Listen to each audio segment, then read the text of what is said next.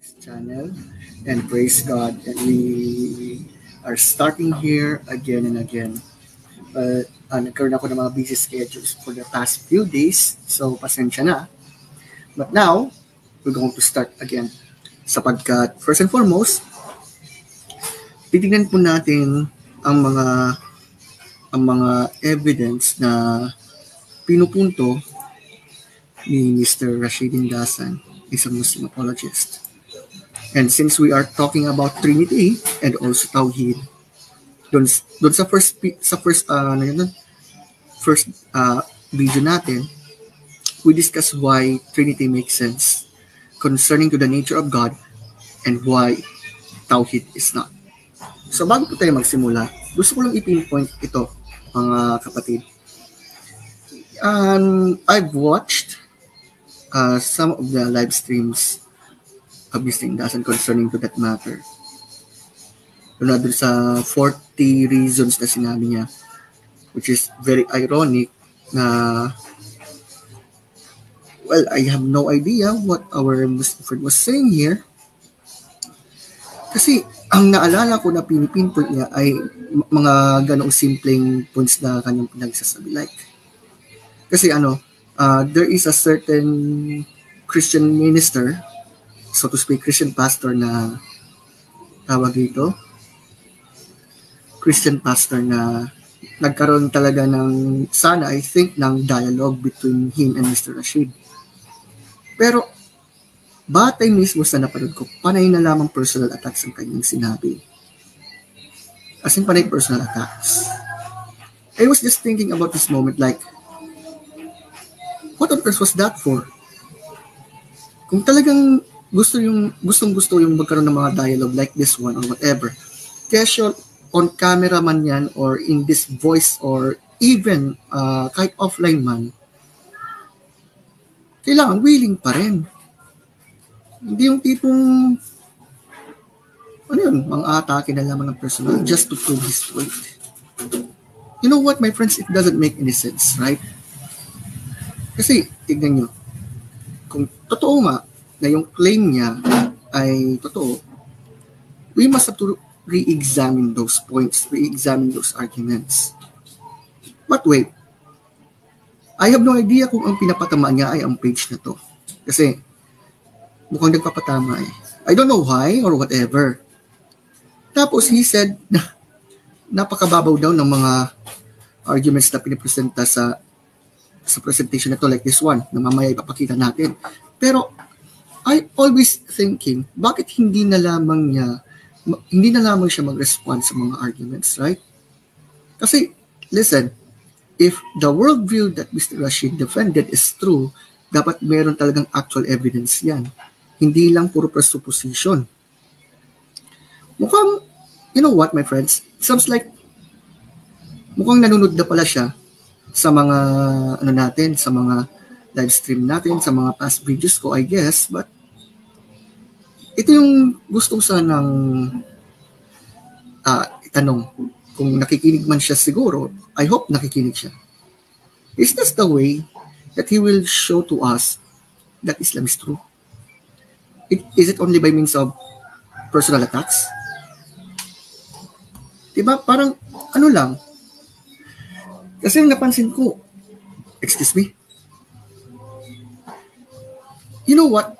Sa bagay sa Christianity kasi, especially in 1 Peter chapter 3 verse 15, ipinapaalala sa atin ni Apostle Peter na we must defend or we must explain why we believe yung hope na mayroon tayo with gentleness and respect. That's why, syempre, yan ang ating pinagsisikapan by God's grace, right? Ang problema, when it comes on Mr. Rashid, when it comes on his live stream, for example, I never saw this man presented his positive case na nire-refute niya talaga yung mga arguments. Especially when someone asks about the problems concerning to Islam, like the Quran, like the nature of Allah, and many more. Kaya ito, napapansin ko nga, let's say, taken for granted na ang pinapatamaan niya, okay, after yung doon sa sa isang minister of the gospel, ang pinapatamaan niya supposedly ay ang page na to. Bakit kaya hindi niya actual na mabanggit-banggit? Dahil ba para sumikat? Well, you know what, my friends? It doesn't matter. I don't care. Yung kanyang mga sinabi na ganyan ay isa lamang, so to speak, palusot. Bakit? Kumbaga, napapansin pala niya na napapanood niya pala ang ating mga presentations, right? But instead of, like, for example, when I'm asking some questions about that, instead of answering it, bigla-bigla itong kung ano lamang yung mga sinasabi. Mamaya pati yung aking pagsasalita ay mapupuna pa. But that's okay. Kaya tingnan nyo, natatakot. Hindi naman sa parang natatakot or whatever. Pero bakit hindi niya mabanggit-banggit ang pangalan ng page na to? Sabi pa niya, kilala raw niya kung sino nagsasalita. Now what? Who cares? Bakit? Yun ba ang mapapatumba sa Christianity at magpapatunay na totoong Islam? Is it only by means of emotional reactions like what this man did? Ano yun? Ang dami nga niyang libro, especially about the topic on the Trinity. Pero sa ipapakita po natin dito ngayon, puro out of context lahat. I mean, ipapakita natin ng kabuuan yung mismong mga sulatin so that you will see na there is something wrong in the presentation that he gave here. Kaya, take note, 40 reasons now. So, pansinin natin yung mga 40 reasons na sinasabi ni Mr. Rashid, no? So, then, yan yung first reason niya. Ang Diyos ay may tatlong persona, hindi turo ng Diyos, biblically speaking, sa Old Testament, hindi tinuro ni Jesus, wala sa New Testament, hindi itinuro ng 12 disciples, hindi rin itinuro ni Apostle Paul. Kaso nga lang, di ba sa first presentation natin, kahit paano, he already presented biblically that the Bible teaches the Trinity. Balikan nyo na lamang yan sa yung first video natin, right, sa live stream. So, sa bagay, maybe on other video sa series na to, muling natin ipepresenta. Okay? So, punta muna tayo sa mga claims ng ating kaibigan. So, ang rason daw niya kung bakit hindi siya naniniwala sa Trinity ay mystery. Yung something that is difficult or impossible to understand or explain. So, yan yung kanyang first argument ba niya na, wait a minute, ito pakinggan nyo. Sa rason na yan, Mr. Ing doesn't assume that the Trinity is false kasi nga, ang Trinity daw ay full of mystery. Well, it sounds like he wants to argue that we can compare God to the nature of human beings. Kaso nga lang, presupposition lamang ito ng walang evidence. Bakit? Tingnan nyo. In order that God will be God, dapat mas mataas siya, pinakamakapangyarihan. Right? But based on the argument that our Muslim friend was saying here, ayan, parang pinupunto niya na hindi totoong Trinity kasi nga misteryoso or whatever, while their God named Allah is very simple. Pero alam ba niya na kahit sa mga Muslim sources nila, misteryoso pa rin, especially like, where is Allah? Ano ba yung kanyang katangian, whatever. Paano naman yung 99 names na sinasabi? So, balik tayo. Totoo na ang Trinity ay isang konsepto na it is impossible for any human being to fully i-emphasize natin, to fully understand, let alone explain. God is infinitely greater than we are. Therefore, we should not expect to be able to fully understand Him. We are talking about the term fully understand. Bagamat may explain natin yan based on the pages of Scripture, which is true, but at the same time, we must have to recognize that God's nature is incomprehensible. Incomprehensible yet apprehendable. Apprehensible. Yon. The Bible teaches that the Father is God, the Son is God, the Holy Spirit is God. The Bible also teaches that there's only one God, right? So though we can understand some facts about the relationship of the different persons of the Trinity to one another, ultimately it's incomprehensible to the human mind. Pero dahil ba sa dahil ba incomprehensible ang Diyos based on the biblical teaching of the Trinity, it means it's not true? No, it doesn't. Kasi, tingnan, bago ko ipinpoint itong sinabi niya dyan sa reason 3 na sinasabi niya, paano niya masasabi na dahil incomprehensible ang pahayag dyan sa Trinity, ibig sabihin hindi na totoo? Diba? How about their God named Allah? I think our Muslim friends believe that God is the Most High. Walang katulad, totoo yan. Pero ngayon, when it comes to Trinity, pinipilit na sasabihin na dahil incomprehensible ang nature ng Diyos based on the biblical Trinitarian point of view, ibig sabihin daw hindi totoo. Parang there is something fishy. Nagkakaroon niya ng tinatawag na double standards, right? Nag-quote pa siya ng book mula kay Hans Werner Skolder. Sana tama po ang aking pagkakabanggit ng pangalan. Sabi, this dogma is the result of church thinking mainly during the 3rd to 5th centuries. Tapos may sinabi pa, even so, the New Testament does not reveal the mystery of the Trinity openly. I would like to ask Mr. Indas here, yamang nagbanggit siya ng mga ganitong scholar. Bakit siya, ano ba ang kanyang basis para paniwalaan niyang sinulat ni Hans Werner? At ng iba pang mga authors na kanyang binabanggit-banggit.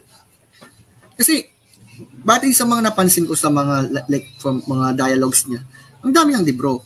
But here's the question, did he read as a whole? Napansin niya ba yung buong context ng sinabi ng mga writers? At bukod pa dito, ito, I'm hoping that he can scan those books that he mentioned or present an entire quotation. But with that said, the fact that Mr. Indas quoted some authors just to support his claim, actually hindi naman ito nagdedebunk sa Trinity. Mamaya, present natin yung mga reasons why the Council of Nicaea did not really invented the Trinity kung meron tayong oras pa. Sa bagay, what he did here is what was called appealing the authority, which is yan po ang ginawa ni Mr. Indasan. Kaya take note, naniniwala ba talaga siya sa mga pag-uulat ng Quran? If so, then why he was appealing to some groups na heretical, according to, o kaya let's say, apostate, ganun baga. Napaka-ironic lang. Kumbaga, parang sinasabi niya na mas mataas yung mga authors na yan kaysa sa Quran. Kaya nga, kung mapapansin nyo mabuti, ito, nag-quote siya uli mula kay Karl Rahner, na kung saan ang nakaulat, the dogma of Trinity is an absolute mystery which we do not understand even it has been revealed. At sabi daw ni Louis Berkhoff, the Church confesses the Trinity is to be a mystery beyond the comprehension of man. The Trinity is a mystery not merely in the biblical sense of what is truth, which was formerly hidden but is now revealed. Tapos, ang kanyang argument, dahil daw sa mga point na sinasabi ng mga writers na to, it means Trinity is not true. Pero tingnan natin ito. Ito ay mula sa mismong book ni Karl Rahner na ang pamagat ay The Trinity from pages 50 to 51. So, ayan. Kayo na po ang makapagsiyasat. Take note, hindi buo yung pagkakukot niyan. Pero let's say na tama ang point dito ni Karl Rahner. Does it mean Trinity is false? Not so much. Kumbaga, nire-recognize ang katotohanan na bagamat may explain yung tungkol sa relationship between the Father and the Son and the Holy Spirit and yet being one in the being of God, hindi po natin maikakailan na pagka we are talking about the nature of God, hindi po natin ito talaga mauunawaan ng buo. Kasi we are human beings, but God is God. Correct? So then, yan ito mismo yung pahayag ng nagsulat.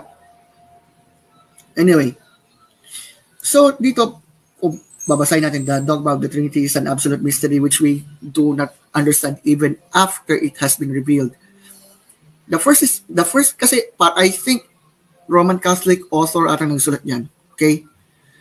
Ngayon, Pero ito pa. If the Trinity of the essentially and forever incomprehensible God is not merely an object within some neutral horizon of knowledge, if the incomprehensible God himself opens this horizon of knowledge while being himself essentially threefold, then Trinity and mystery belong essentially together, at least after we have heard about the Trinity from Revelation.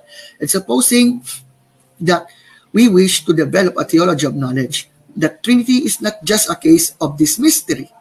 In the theology of knowledge, the Trinity might deepen the very concept of mystery in such a theology. God's very incomprehensibility might, as a positive predicate of our knowledge, be brought into inner proximity to the mystery of the Trinity. Bagamat sinasabi dito ni Karl Renner na ang Trinity ay may tuturing na misteryo, hindi ito nangangahulugan na hindi totoo. Okay? At bukod dyan, ito, mismong systematic theology yung kinote natin dyan. Ito ay mula mismo kay Louis Berkhof. I will read some of it.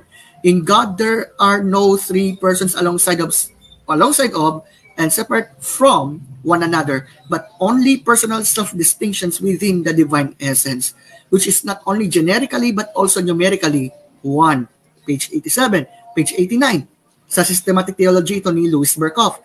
The Church has never tried to explain the mystery of the Trinity, but only sought to formulate the doctrine of the Trinity in such a manner that the errors which endangered it were warded off. Kasi kahit nung from 1st to 3rd century, bago man ang Council of Nicaea, marami ng mga false teachings noon, like doon sa Sabellianism, Nestorianism, Gnosticism, you name it. Also, sa mismong book na kinote ni Mr. Indasan, let me read here. The Trinity is a mystery. Man cannot comprehend it and make it intelligible. It is intelligible in some of its relations and modes of manifestations, but unintelligible in its essential nature. The real difficulty lies in the relation in which the persons of the Godhead stand to the divine essence and to one another. And this is a difficulty which the Church cannot remove, but only try to reduce to its proper proposition by a proper definition of terms.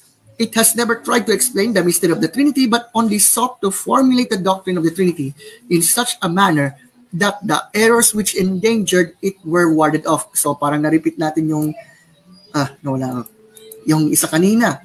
So ang punto dito ng mga nagsulat, they recognize the fact that Trinity is the point now, ang Diyos ay hindi talaga natin maunawaan in His full essence.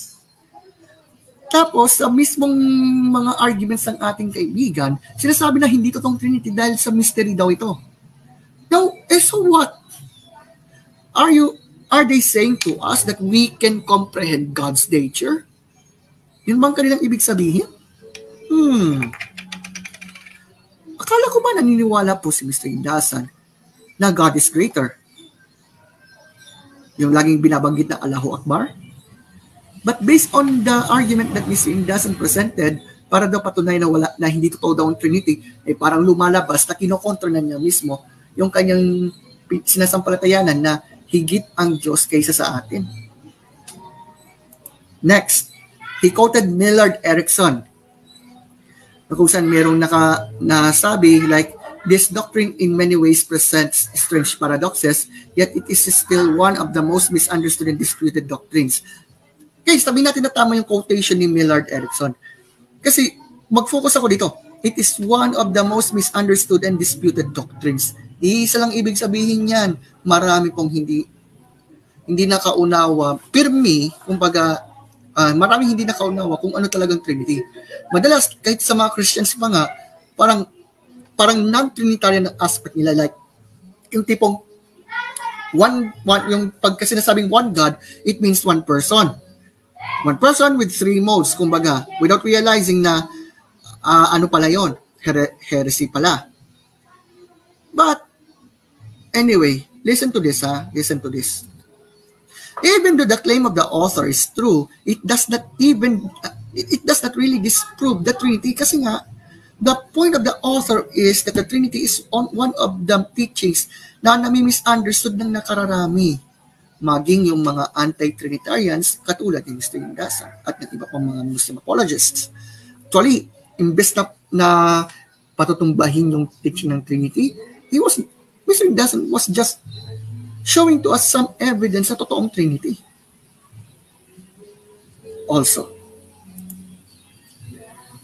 mismo sa librong yan, ayan, nandun yung distinction daw between nature at conditions. Kumbaga, pinipinpoint niya yung kanyang mga pahayag when it comes on the fact that God became man in the person of Christ, yung second person of the Trinity, yung qualities ng Diyos, whatever, yung tungkol sa pagiging tao ni Kristo at marami pang iba. Kung gusto nyo, i-post nyo mismo itong video na to. And then, i-review nyo po mismo ang sinabi ni Millard J. Erickson. Ito ay mula sa kanyang aklat na Making Sense of the Trinity, 3 Crucial Questions. So, susunod, nag-quote pa siya ng New Bible Dictionary. Sinasabi the term Trinity is not found in the Bible. It was first viewed, sana pakitama na lamang siguro yung grammar, whatever, pero sige, let's go for it. By Tertullian at the close of the 2nd century, but received wide currency and formal elucidation only in the 4th and 5th century. Tapos nag-quote pa siya kay Cyril Richardson. Pero tingnan natin muna, i-confirma po muna natin mga kapatid. Well, ito yung mula mismo, sayang. Ito, yung term na yan. New Bible Dictionary. The word Trinity is not found in the Bible, and though used by Tertullian in the last decade of the 2nd century, it did not find a place formally in the theology of the church till the 4th century. Kumbaga, ang point dito kasi, simple lang. Di ba nga, from 1st to 3rd century, ang Christianity ay nasa harap ng pag-uusig. Talagang matindi ang persecution. Take note. Totoo po na ang salitang Trinity ay wala sa Biblia, o baka may magpalakpakan yan na nagsasabihin, okay, tama, ibig sabihin walang Trinity. No, it does not even prove your point, my friends. Kasi sa totoo lang, bagamat andun na talagang term, yung mismong concept ng Trinity na sinasampalatayan ng mga first to 3rd century Christians, andun na, naniniwala na sila doon. Pero yung pinaka-point, ito malalaman natin yan doon sa mismong historical point of view ng Konseho ng Nicaea. Ano ba talaga nangyari dyan? Titingnan natin yan. Pero concerning Cyril Richardson's quotation, sana maglabas siya ng page. Ngayon, ito ang matindi. Sa parehong source na ginamit ni Mr. Indasan, bakit hindi niya na-quote ang mga ito? Bakit hindi niya nabasa ang mga to? Tignan nyo. Sa mismong parehong book na ginamit ni Mr. Indasan, ganitong sabi, Scripture does not give us a fully formulated doctrine of the Trinity, but it contains all of the elements out of which theology has constructed the doctrine. Wow, At sa pareho ring book, ito pang sabi, the necessity to formulate the doctrine was thrust upon the church by forces from without, and it was in particular its faith in the deity of Christ and the necessity to defend it that first compelled the church to face the duty of formulating a full doctrine of the Trinity for its rule of faith. Kumbaga kasi, alam nila na meron itong basehan sa Biblia. Pero hindi ito supposedly parang na-formulate dahil sa panahong yun, the church was in the face of persecution. Kaya noong time na yun, nung nagkaroon ng Council of Nicaea, which is we'll go on to discuss it, Lord willing, makikita natin na hindi naman talaga nila inimbento, kundi they just discovered it and formulate it bilang patotoo na ang Diyos ay hindi talaga like what we are thinking of here. So anyway, eto pa, bakit hindi na-quote ni Mr. Indas ng mga to? Ano yung quotation doon sa Genesis 1:26? Oh my gosh, patunay daw sa Trinity yung Genesis 1:26. Kaya paano yan? At ito pa, yung tungkol sa Old Testament about the Trinity, ano yan? Listen, though the doctrine is not developed in the Old Testament, it is implicit in the divine self-disclosure from the very beginning. But in accordance with the historical character or the divine revelation It's presented at first only in a very rudimentary form. This is found not only in isolated passages but interwoven in the entire organism of the Old Testament revelation. The earliest foreshadowing is contained in the narrative of the creation, yung sa Genesis 1 ba, where Elohim is seen to create by means of word and spirit. Wow! Yung parehong book na ginamit ni Mr. Indasan, nakaquote din pala yan. I have a question to him. Bakit hindi niyan ito nabasa yan? Bakit hindi niya ito na-quote sa kanyang mga presentations? Anyway, mula rin sa parehong book na ginamit niya. The apostolic conception of the Holy Ghost and of his relation to the Father and the Son is clear from Acts. Peter, in explaining the phenomenon of Pentecost, represents it as the activity of the Trinity. Parang hindi ito na-realize ang ating kaibigan. Acts 2:32-33. Ayan, mismo. Ang Diyos, si Jesus, at ang banal na Espiritu. It's not too much to say that the Apostolic Church was built upon faith in the Father and the Son of the Holy Ghost. So yan paano kaya ito may explain sa atin? Maliban lang yung kung puro presuppositional biases na lamang ang kanyang binabanggit sa atin, which is understood naman. So next, Reasons 8 and 9, nag-quote siya from International Standard Bible Encyclopedia at HarperCollins Bible Dictionary. Parang ipinipilit dito based on the misquotations na lang na wala raw Trinity talaga, na ito daw ay nilikha lamang sa Konseho ng Nicea on 4th and 5th century. Pero ito ang tanong. Gusto ko sanang makita yung mismong actual na scanned page para sana ma-examine natin. Pero anyway, ayan mismo, International Standard Bible Encyclopedia. Take note, gumamit siya nito. So basahin natin. Though Trinity is a 2nd century term found nowhere in the Bible, and the scriptures present no finished Trinitarian statement, the New Testament does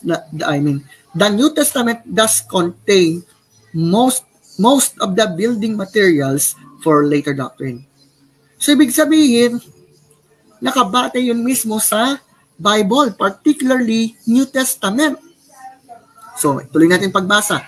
In particular, while insisting on one God, it presents Jesus Christ as the divine Son in distinction from God the Father, and probably presents the Holy Spirit or Paraclete as a divine person distinct from both. So, obvious problems admittedly attached to both things. Indeed, person as a Trinitarian or threeness term has itself been controversial since Augustine, and especially in the modern period.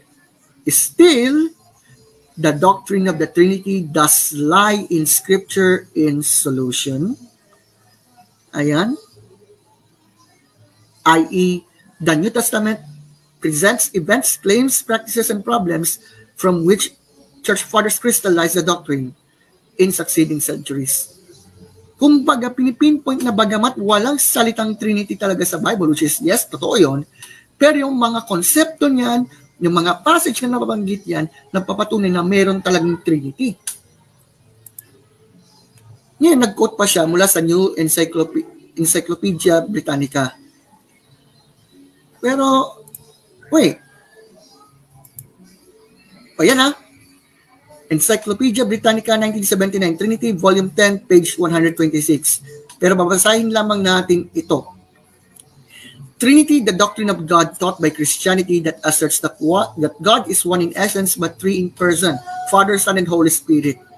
Neither the word Trinity nor the explicit doctrine as such appeared in the New Testament, nor did Jesus and his followers intend to contradict the Shema in the Old Testament. Ayan niya.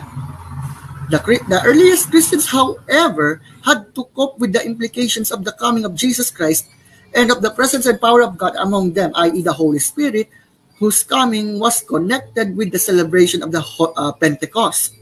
The Father, Son, and Holy Spirit were associated in such New Testament passages as the Great Commission in Matthew 28:19 and in the Apostolic Benediction sa 2 Corinthians 13 verse 14. na sinasabi, the grace of the Lord Jesus Christ and the love of God and the fellowship of the Holy Spirit be with you all. So bagamat walang salitang Trinity talaga, andoon mismo sa Biblia yung point of view niyan. Thus, the New Testament established the basis for the doctrine of the Trinity. And then, basahin na natin ito ng buo. No, the doctrine developed gradually over several centuries and though many controversies. Initially, both the requirements of monotheism inherited from the Old Testament and the implications of the need to interpret the biblical teaching to the Greco-Roman paganism seemed to demand that the divine in Christ as the Word or Logos be interpreted as subordinate to the Supreme Being. An alternative solution was to interpret Father, Son, and Holy Spirit as three modes of the self-disclosure of the one God, but not distinct within the being of God itself. Kumbaga dito kasi sa pahayag ngayon, nagkaroon na ng kung ano ng mga kontrobersiya, may kinalaman sa Ama, sa Anak at sa banal na Espiritu. May ilan na nagsasabi, si Jesus ay subordinate lamang sa Ama. Yung iba, one person with three modes, ganang ating nabasa kanina. So, ayun, siyempre, bukod pa dyan, yung Arianism, mula mismo kay Arius, na kung saan pinipinpot na si Jesus, bagamat masasabing pareho daw ng divine essence na katulad ng sa Ama, si Jesus daw ay nilikha lang. Then, Council of Nicaea came. It happened. Pero tingnan po natin mabuti yung iba pa. O baka may magsasabi, so inaamin mo na inimbento yung Trinity sa Konseho ng Nicaea? No, it doesn't. It doesn't. Hindi po. Okay? So, kung ang pinupunto dito, may basis na ang Trinity sa mismong Biblia. Ngayon, nagkaroon lamang ng kontrobersiya dahil sa iba-iba po yung mga view na pinagsasabi ng mga tao. Especially yung mga clergy at marami pang iba. But anyway, ayan pa. Sana mabasa ni Ms. Rindasan tong mga to. Oh, di ba? Kasi nag-quote siya ng mga sources dyan na mismo sa mga libro. Well, let me read here. The Christian doctrine of the Trinity has its ultimate foundation in the special religious experience of the Christians in the first communities. This basis of experience is older than the doctrine of the Trinity.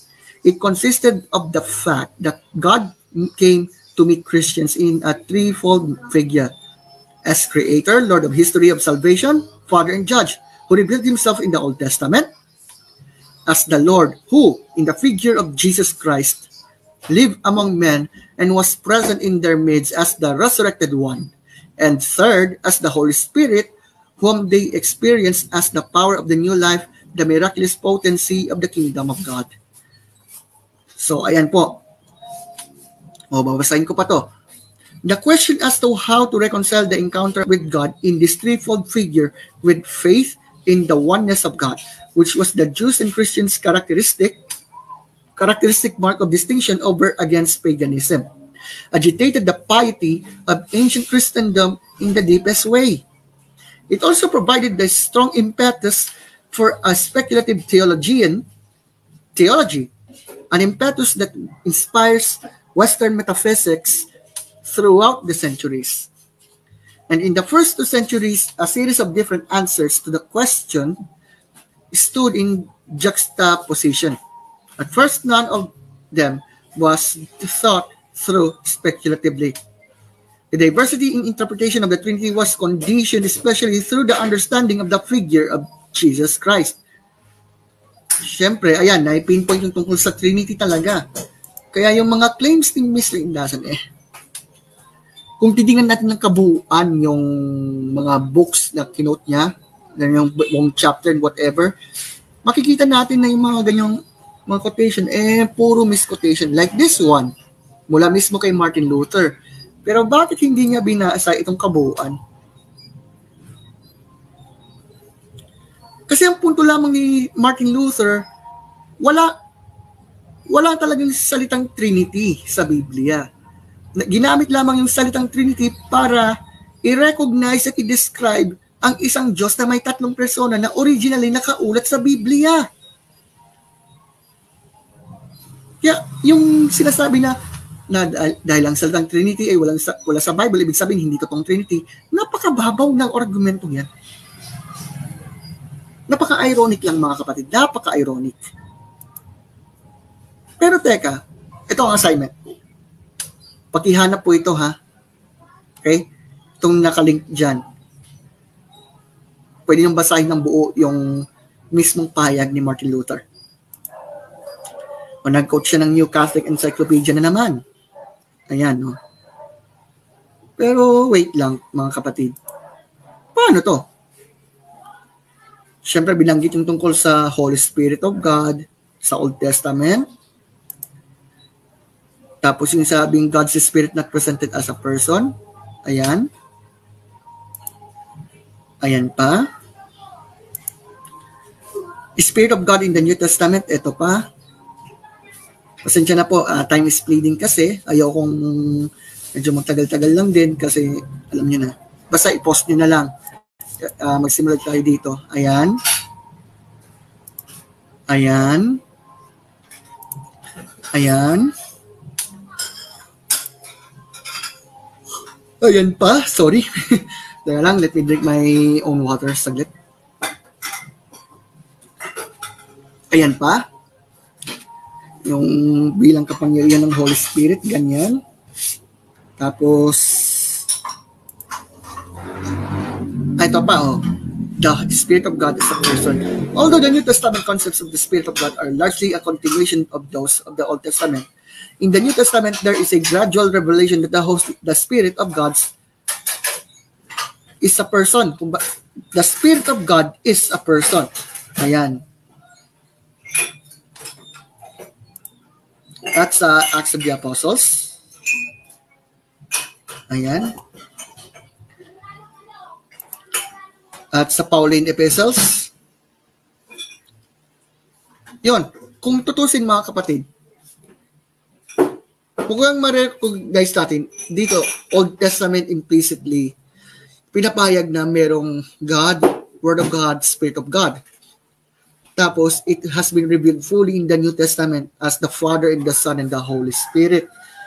Kaya nga, kung tutusin, yan, nag-quote tayo ng maraming mga quotations talaga. Pwede nyo pong i-post yan para inyo pong mapansin, inyo pong masaliksik. Tingnan nyo po yung both sides, kumbaga.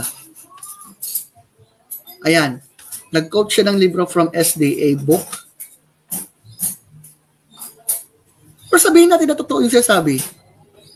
Pero aminin po natin ng hindi. Marami po tayong mga katanungan na aminin natin, hindi natin ito maresolba. Pero gusto ko sana i-pinpoint, paano naman yung eternality ng Quran sa eternality ni Allah? Ano po yung sagot niya? Hanggang ngayon wala pa rin ako makano ng sagot eh. Puro lamang patama yung sinasabi. Pero pagdating sa questions na ating pinisenta, walang kasagot-sagot. Ano yun?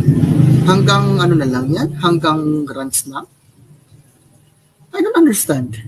I really don't understand ano yung punto niya mismo. Sa bagay, honest din yung libro na yun na ang nature ng Diyos ay incomprehensible. It points out that the teaching of the Trinity, although we can explain it partly through the teachings of the Scripture, we know for sure that we cannot explain the Trinity in detail kasi nga aminin man natin o hindi, tayo mga tao lang. Ang Diyos ay Diyos. Tapos sasabihin na dahil ang Trinity ay mystery, ibig sabihin hindi na totoo. What on earth was that for? Nag-quote pa siya mismo mula pa kay Bruce Metzger. The developed concept of three co-equal partners in the Godhead found in later creedal formations cannot be clearly detected within the confines of the canon. At ito pa, mula mismo daw sa book ni Bruce Metzger na Oxford Companion to the Bible. Pero tingnan natin.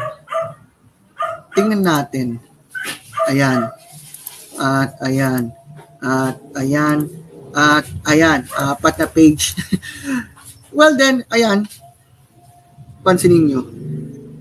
Because the Trinity is such an important part of later Christian doctrine, it is striking that the term does not appear in the New Testament. Yung term, hindi yung doktrina, yung termino lang, no, yung salita, hindi yung mismong concept niya. Yun ang punto. Likewise, the developed concept of three co-equal partners in the Godhead, ayan yung kinote niya found in later creedal formations cannot be clearly detected within the confines of the canon.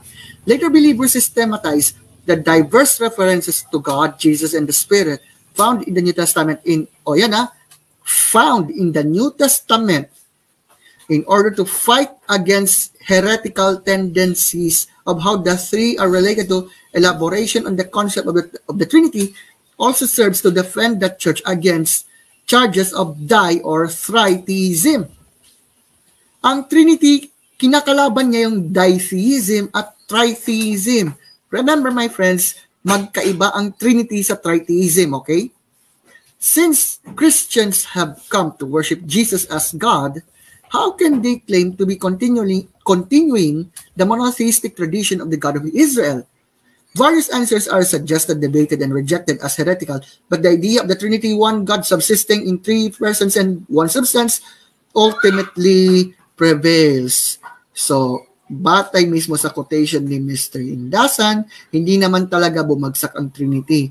Take note, we quoted the certain book na kinote mismo ni Mr. Indasan at napatunayan po natin na hindi totoo ang pinagsasabi ni Mr. Indasan. In short, fake news lang pala. Tungkol naman sa Gospel according to John, teka lang, hanapin muna natin kung meron. Kasi nag-quote lang tayo dito eh. Ayan. Ayan o. Tapos, may mga passage like Jude 20 verse 21, 1 Peter 1 verse 1 to 2. Tapos, saan ako nagpunta? Sorry. Tapos yung Matthew 28:19, Matthew 11:27, John 10 verse 30, John 20 verse 28, and others. Sorry ha. John 14 verse 15 and 26 dapat yan. So, typo error lang. Pero, ang point lang natin,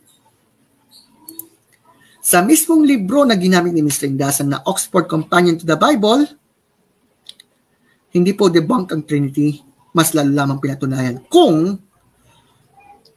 babasahin lang sana niya ng buo. Okay. Yung, by the way, Tertullian po yan ha. Tertullian, hindi po Tertullin. Pero tingnan natin. Tapos, ayan pa yung homoousios. Tapos, agad-agad, unbiblical words daw. Paano niya nalamang unbiblical words? Ano ba ang kanyang basis? Diba? Okay. Kaya, sa puntong yan, tingnan natin, tinuro ba talaga ng mga early Christians ang Trinity? Ayan. Pwede nyo pong i-pause itong video na to para basahin nyo yung mga quotations na yan from church fathers. Like Justin Martyr, 150 AD. May nabanggit dyan yung tungkol kay Jesus bilang ang anak ng, ayan, mga nakarecord dyan. Suffering One, the Rod, the Cornerstone, the Son of God, you name it. Si Polycarp ng Smyrna, 150 AD. Listen ha, I praise you for all things, sabi niya. I bless you, I glorify you, along with the everlasting and heavenly Jesus Christ, your beloved Son, with whom to you and the Holy Spirit be glory both now and to all coming ages. Quoting the Father, the Son, and the Holy Spirit? Meron pa quotation from Athenagoras, 177 AD. The Son of God is the Word of the Father in thought and actuality. By Him and through Him, all things were made. Mula ito sa Colossians 1. Kung mapapansin natin, ayan. Ayan na naman ang pahayag ng Trinity mula mismo kay Athenagoras. Ito mismo kay Irenaeus. Yan. Take note ha. Hindi man nila ginamit yung salitang Trinity dyan, marerecognize natin na yung mismong konsepto, yung mismong doktrina ng Trinity, andyan na andyan. Ayan pa, Clement of Alexandria, yung mga quotations niya yan. Pwede nyo pong i-post yan para inyo pong mapansin, inyo pong may saliksik. Ayan, yung kay Tertullian. Kasi yung pinipin ni Mr. Ingdasan, gumawa lamang na, yung terminong Trinity ay nung panahon ni Tertullian. Pero bakit niya ginamit yon? Siyempre, kumbaga, nagsama-sama na yung mga points galing sa Biblia, natural lamang na meron siyang term na maglalarawan doon. Pero gusto kong itanong, yamang nagko-quote si Mr. Ingdasan ng Bible sa mga latest na mga presentations niya, no? Pakihanap po yung salitang tauhid yan. Please. Pwede po bang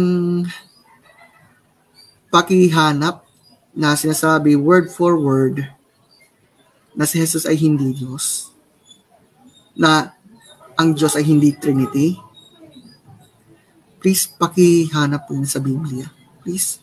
Pakihanap din sa Quran para sure. Well then. So ayan Ignatius of Antioch, nagbanggit na siya. Father, also Son, also Holy Spirit. Ayan. So dito muna tayo mag-stop, no? Kasi I'm thinking about na sa isa pang discussion. Gusto nating malaman ano ba talaga ang nangyari sa Council of Nicaea at sa Council of Constantinople. Kasi nabanggit mismo yan ni Mr. Ingdasan. Excuse me. At bukod pa dyan, laging pinipinpoint dito ni Mr. Ingdasan na hindi totoong Trinity yung mga words na nabanggit dyan, unbiblical. Ano kayang basis niya? Diba? And lastly, if the Lord wills, mas lalo nating titignan ang Bible talaga, ang mismong Bible, para malaman natin kung yung mga Bible verse na kinote ni Mr. Ingdasan ay kumukontra daw sa Trinity. Take note, historically, ang pinipinpoint lamang, meron na talaga yung concept ng Trinity sa Biblia. Pero yung salitang Trinity, nagkaroon lamang yun dahil para ito ay ma-distinguish kasi iniisip na parang mga Christians daw, mga tri-theists, ganyan, whatever. So, yung mga quotations na binanggit ni Mr. Ingdasan, yung iba, misquotations pa nga, gaya ng inyong napansin. At bukod pa dito, mga kapatid, dahil lang ba na ang salita ng Trinity ay wala sa Biblia at ang Trinity ay mystery, ibig sabihin hindi totoo ang Trinity? Lagi kasing kiniklaim na yung konseho daw ng Nicaea ang umimbento daw ng Trinity. Si Constantine daw ang nag-imbento. Pero ang tanong, anong basis nila? Anong basis ni Mr. Ingdasan doon? Talaga bang na-debunk niya ang Trinity? Sa totoo, hindi po. He doesn't. And he will never be. Nag-record tayo na mismo ng mga quotations mismo, kahit sa mga early church fathers pa nga mismo. Kahit sa mga book na kanyang binanggit. Ang napapansin ko, namimili lamang ng mga quotations na gusto niya, but he ignoring the rest of it. And now, our Muslim friends said na napakababaw at napakahina daw yung presentation. Hanggang sa punto na mamemersonal na lamang? Really? You know what? Lord willing, i-discuss naman natin kung ano ba talaga ang nangyari sa konseho ng Nicaea. If the Lord wills, mas lalo nating maunawaan kung ano ba talaga ang nangyari. Totoo ba na sa Council of Nicaea inimbento talaga ang Trinity? Tingnan natin yan. Although na-discuss po natin yan sa ilang mga videos natin, however, mas lalo po natin itong mai-discuss sa susunod na medyo nawala ang kanyang yung susunod na na video sa series na to. Excuse me? Atin po mismong i-discuss kung ano ba talaga ang nangyari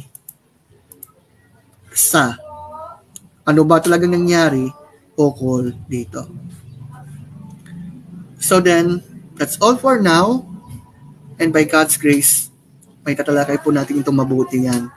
Lalo na kung totoo ba talagang Trinity or what. So sige, yun muna sa ngayon. God bless you guys. Jesus is Lord. Have a great day.